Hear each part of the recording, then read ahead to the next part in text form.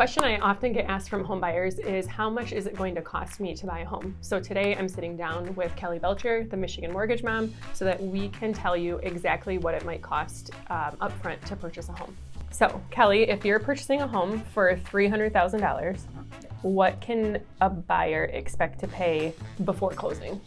So ahead of time, you're going to put an earnest money deposit down.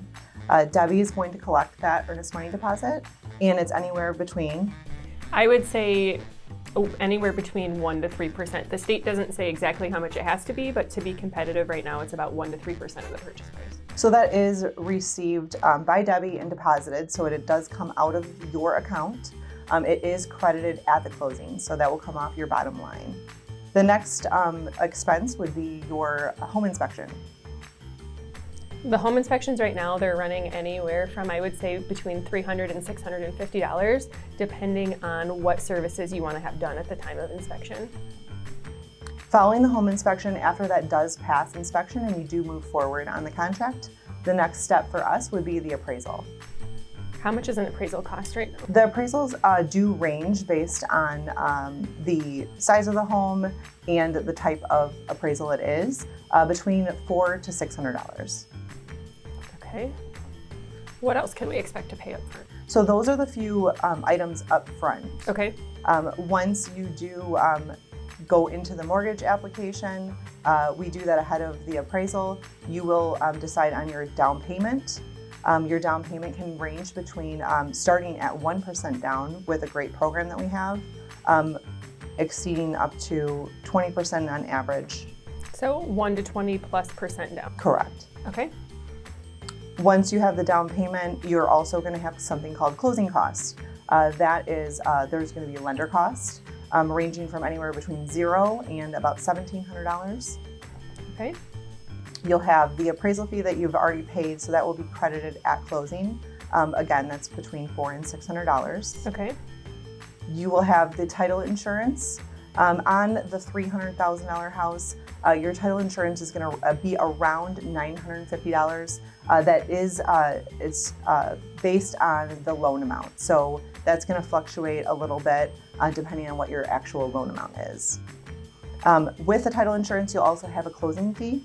The closing fee is typically on average about $550, and a recording of the mortgage. On average, I would say $65 for that. Okay. Then you have something that's called an escrow setup. Yes. So escrow is taxes and insurance.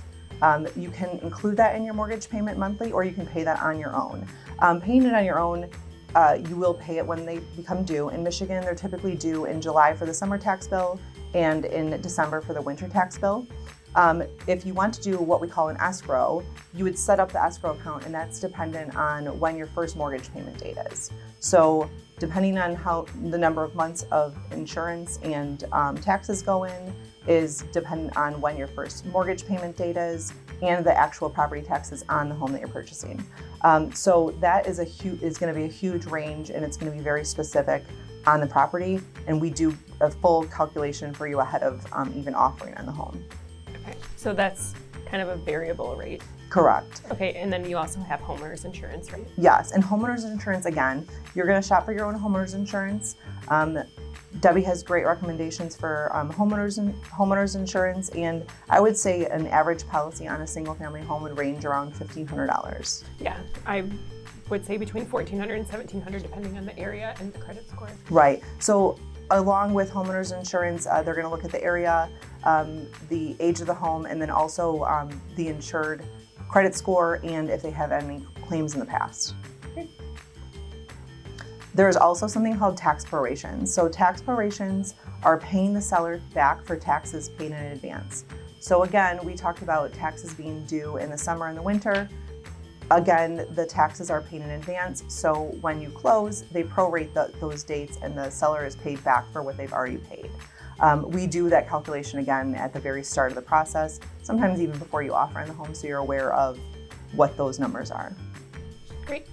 Thank you for explaining all that. Yeah, and then again, the earnest money deposit comes off the top, so we receive proof that you paid that deposit and it came out of your account, and then it is credited at closing. I know looking at these numbers might seem a little overwhelming, but the hope was that this breakdown would help you see and understand the process of what goes into when you're purchasing a home. When you're working with a great lender, they can break all of this down for you, so that way by the time you go see a property or 10 properties or 15 properties, you feel very comfortable with the amount of money that you're going to have to bring to the table. I agree. So going into a home and knowing what these numbers are, where the funds are allocated, and knowing what you're going to bring to the table, just walking into the home, you're going to feel at ease. If this is something that you're going to purchase for your family, this is long term, or maybe you have projects that you'd like to do in the home, you're going to know the funds that you're going to have available, and you're going to be more comfortable. So if you're thinking about purchasing a home, please get in touch with myself or with Kelly. We can explain this to you more thoroughly and help you feel comfortable and at ease when purchasing a home for yourself or for your family.